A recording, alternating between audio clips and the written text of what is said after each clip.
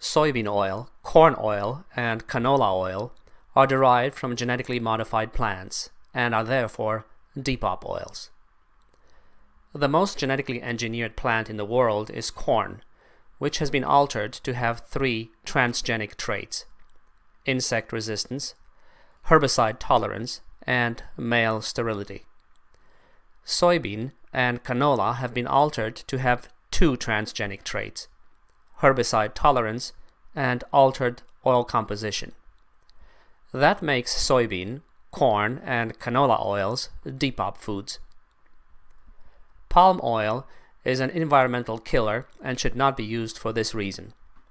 Palm oil plantations are responsible for much of the world's deforestation and loss of habitat for many endangered species. And cottonseed oil is full of gossypol, an organic compound that sterilizes men, and has been used as a male oral contraceptive in China and Brazil with dire and irreversible ill effects on human health. Olive oil and sunflower oil are derived from natural and not from genetically modified plants, and are the only mass-produced oils safe for human consumption. They are also healthy choices for the heart. So use olive oil for salads and sunflower oil for cooking. Grapeseed oil, peanut oil, sesame oil, and coconut oil are also Depop-free oils, but are more expensive specialty products. The total global vegetable oil production in 2016-2017 reached 190 million metric tons, of which palm oil is the highest at 63 million metric tons. Soybean is the second highest at 56 million metric tons. Canola or rapeseed is the third highest at 30 million metric tons, followed by sunflower oil at 17 million tons, palm kernel oil at 7 million tons, peanut oil at 6 million tons, cottonseed oil at 5 million tons, coconut oil at 3 million tons, and olive oil at 3 million tons. Depop vegetable oils, palm, soy, canola, and cotton, therefore dominate the global market, taking up 85% of the total, while Depop-free oils, sunflower, peanut, coconut, and olive, constitute only 15% of the total. Highly processed vegetable oils are hydrogenated oils, and unless consumed in moderation, they are all unhealthy. They cannot constitute more than 1% of a healthy diet. Animal fats are saturated fats and are healthy fats. They help the body absorb important vitamins, including vitamin A, D, and E, but they too must be consumed in moderation. Hydrogenated fats, on the other hand, are unhealthy fats. Hydrogenated oils contain harmful trans fats. That means margarine and shortening is bad, while lard and butter are good. Not only is margarine made from vegetable oils derived from GM plants, but to make margarine, these oils are exposed to heat, chemicals, hydrogenation, bleaches, emulsifiers, and additives. Margarine is therefore a vile depopulation food and should never be consumed. Cheese is an important part of a healthy diet because it is rich in calcium and a great source of protein. But processed cheese is a depopulation food because it is made of saturated vegetable oils, all of which are derived from GM plants, contains sodium phosphate, an emulsifier linked to kidney damage, it is loaded with salt, it is made with milk protein concentrate, a dairy substitute, and colored with yellow 6 and yellow tartazine, food colorings that promote cancer of the adrenal glands and kidneys. Even better, and as a rule of thumb, eat cultured cheese rather than cheese made from pasteurized milk. The advent of the industrial use of hydrogenated oils coincides with the time when the depopulation lobby started using food as a weapon of depopulation, namely the 1950s. It is at that time that false science encouraged people to abandon animal fat and to instead use hydrogenated plant oils. As a result, people stopped eating butter and started eating margarine, and stopped cooking with butter fat, beef tallow and lard, thus with animal fats, and started instead cooking with hydrogenated vegetable oils. To engineer this dietary transition, scientists in the employ of the depopulation lobby started publishing false research painting the unsaturated fats of margarine and hydrogenated vegetable oils as healthy, and the saturated fats of butter and lard as unhealthy. The reality, however, is that butter and lard have essential fatty acids, whereas hydrogenated oils and margarine have trans fatty acids that are not essential and provide no known benefit to human health. Quite the contrary, artificially hydrogenated oils are far more detrimental to our health than the saturated fat in butter.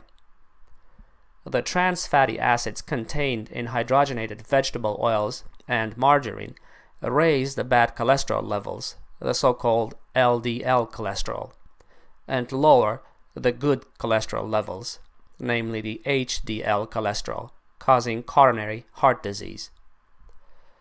The consequences of eating a diet high in artificially hydrogenated oils are many, because they can cause serious degenerative diseases.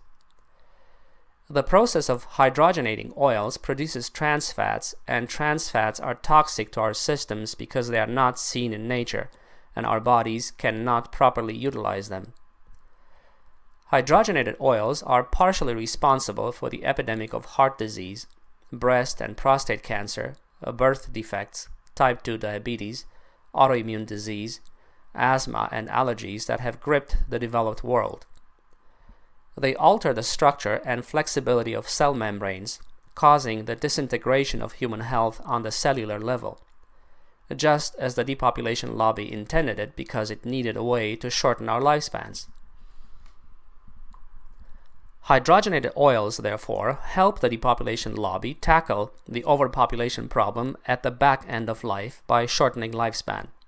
This is their true purpose and the reason why they are being put into any and all processed and fast foods. Body cell membranes are made of cholesterol, protein, and fats. The human body's fat makeup is largely of saturated and monounsaturated fatty acids. We contain very little polyunsaturated fat. Cell membranes have to allow the various nutrients that body cells need from the blood, but must stop harmful pathogens. They must be stable. An intake of large quantities of polyunsaturated fatty acids changes the constituency of cholesterol and body fat. Cell membranes become softer and more unstable. Polyunsaturated fats also suppress the immune system. Not surprisingly, the health effects are legion. Hydrogenated oils are responsible for directly promoting heart disease, contributing to breast, prostate, colon, and skin cancer, low birth weight infants, raising LDL, thus bad cholesterol, and lower HDL, thus good cholesterol, raising blood sugar levels and promoting weight gain, interfering with the absorption of essential fatty acids and DHA, which is an omega-3 fatty acid that is a primary structural component of the human brain, impairing brain function and damaging brain cells, accelerating tumor growth, accelerating the progress of type 2 diabetes, raising serum cholesterol, impairing immune system function, promoting attention deficit hyperactivity disorder or ADHD, impairing development of the brain of fetuses, causing gallbladder disease, causing liver disease, clogging blood by making blood cells stick together, blocking the body's creation of natural pain-reducing hormones, so-called eicosanoids, causing the creation of free radicals that promote inflammation, creating nutritional deficiencies of healthy oils and essential fatty acids, promoting cystic fibrosis, lowering essential fatty acids in the breast milk of nursing mothers, clogging artery walls and promoting atherosclerosis, causing gum disease and rotted teeth, lowering tissue oxygen intake, directly damaging blood vessels, causing high blood pressure, weakening cell walls and compromising cellular structure, as well as causing dandruff and acne. The total amount of fats in our diet today is almost the same as it was at the beginning of this century. What has changed is the types of fats we eat. At the turn of the century, we ate primarily animal fats that are largely saturated and monounsaturated. Now we are eating more polyunsaturated fats, which is partially why we have all these health problems. Hydrogenated oils are manufactured by a series of mechanical and chemical processes. First, the seeds are husked and cleaned of dirt and dust, then crushed. The crushed seeds are then heated to temperatures between 110 and 180 degrees Celsius, that's 230 to 360 degrees Fahrenheit, in a steam bath to start the oil extraction process. The seeds are put through a high-volume press, which uses high heat and friction to press the oil from the seed pulp. The seed pulp and oil are then put through a hexane solvent bath and steamed again to squeeze out more oil. Hexane is produced by the refining of crude petroleum oil and is potentially carcinogenic. Then the seed oil mixture is put through a centrifuge and phosphate is added to begin the separation of the oil and seed residues. After solvent extraction, the crude oil is separated and the solvent is evaporated and recovered. The seed pulp residues are conditioned and reprocessed to make byproducts such as animal feed. The crude vegetable oil is then put through further refining techniques, including degumming, neutralization, and bleaching. In the degumming process, water is added to the oil. After a certain reaction period, the hydrated phosphatides can be separated either by decantation, also called settling, or continuously by means of centrifuges. In this process, a large part of water-soluble and even a small proportion of the non-water-soluble phosphatides are removed. The extracted gums can be processed into lecithin for food, feed, or for technical purposes. In the neutralization process, any free fatty acids, phospholipids, pigments, and waxes in the extracted oil, which promote fat oxidation and lead to undesirable colors and odors in the final product, are removed by treating the oil with caustic soda, sodium hydroxide, or with soda ash, which is sodium carbonate. The impurities settle to the bottom and are drawn off. The refined oils are lighter in color, less viscous, and more susceptible to oxidation. In the bleaching process, any off-colored materials in the oil are removed. The heated oil is treated with various bleaching agents such as Fuller's earth, activated carbon, or activated clays. Many impurities, including chlorophyll and carotenoid pigments, are absorbed by this process and removed by filtration. However, bleaching also promotes fat oxidation, since some natural antioxidants and nutrients are removed along with the impurities. Deodorization is the final step in the refining of vegetable oils. Pressurized steam at extremely high temperatures, 500 degrees or more, is used to remove volatile compounds which would cause off odors and tastes in the final product. The oil produced is referred to as refined oil and is ready to be consumed or for the manufacture of other products. A lighter solution of citric acid is often added during this step to inactivate any metals such as iron or copper present in the final product. The process of refining vegetable oils damages the fats and makes the oils very unstable and prone to going rancid quite easily.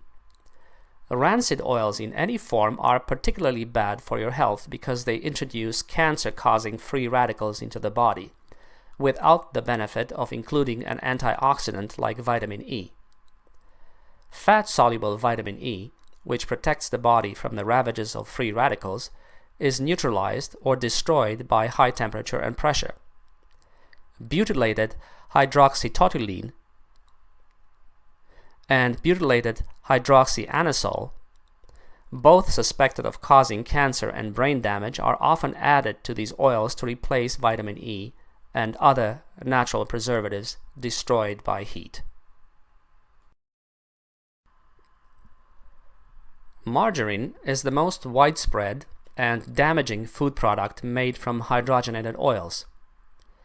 It was created in France in 1869 to be a butter substitute for the armed forces and the lower classes, but at that time it was made primarily from beef fat and not hydrogenated oils. It was only at the beginning of the 20th century that margarine began to be manufactured from hydrogenated oils, and more so in the US than in Europe. In 1930, the average American ate over 18 pounds, that's 8.2 kilograms of butter, and just 2 pounds, that's 0.91 kilograms of margarine. But by the end of the 20th century, the average American ate 5 pounds of butter, that's 2.3 kilograms, and nearly 8 pounds, that's 3.6 kilograms of margarine. Modern margarines can be made from any variety of animal or vegetable fats mixed with skim milk, milk powder, water, citric acids, carotenoids, vitamins, salt, and emulsifiers such as lecithin. And most of the lecithin added to margarine is derived from GM soybean plants, which makes margarine a depopulation food in more than just one way. There is nothing natural about margarine. Unlike butter, which is made from milk, cream, and salt, margarine can contain a dozen depopulation poisons in addition to the hydrogenated oils that make up the bulk of their content, and that undergo nearly a dozen chemical processes and are therefore full of chemical residues. It can contain things like potassium chloride, ascorbyl palmitate, butylated hydroxyanisole, phospholipids, tert-butyl-hydroquinone, mono and diglycerides of fat-forming fatty acids, disodium guanylate, diacetyl tartaric and fatty acid esters of glycerol, propyl, octyl, and dodecyl gallate, or mixtures thereof, tocopherols, propylene glycol mono and diesters, sucrose esters of fatty acids, curcumin, annatto extracts, tartaric acid, trimethylhexanol, apocarotenoic acid methyl or ethyl ester, skim milk powder, xanthophylls, canthaxanthin, and vitamin A and D. The hydrogenation process that solidifies the oils so that they are spreadable produces trans fatty acids that rarely occur in nature and that are unhealthy because the body does not know what to do with them. In addition, the heat treatment alone that margarine is subjected to makes it nutritionally inadequate. When the massive chemical treatment and unnatural fats are added, the end product can hardly be called either natural or healthy. Margarine is pure and simple a depopulation food that should never be consumed. Let us now see where these hydrogenated oils are used and what foods they adulterate. Soybean oil first.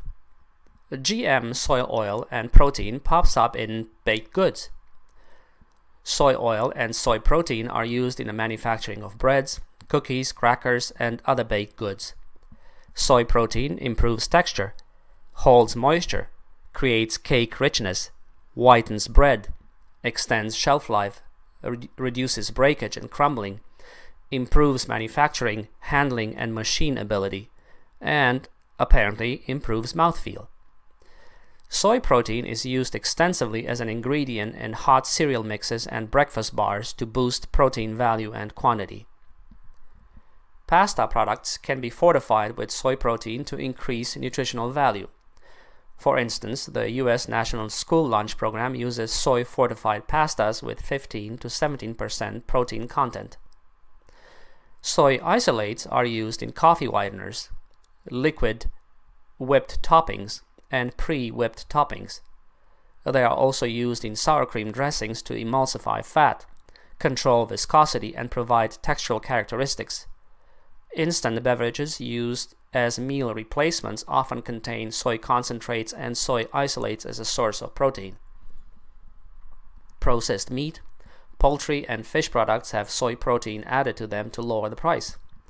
Adding soy protein to meat and poultry products can also enhance moisture holding, texture, binding, and cohesion, product yield, juiciness, protein quality, appetizing color and appearance, a longer shelf life, and palatability.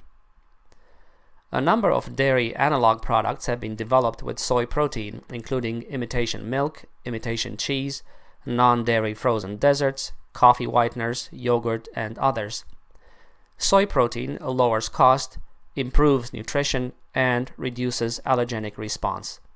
Many companies produce soy and milk protein blends for food manufacturing, combining the two to offer protein content similar to milk in a non-fat dry milk form. The different blends are used as a complete or partial replacement for non-fat dry milk in baked goods, sauces, meat products, and other foods. What about corn oil? The most popular foods that contain corn oil are French fries, fried chicken, pastries, salad dressings, and popcorn.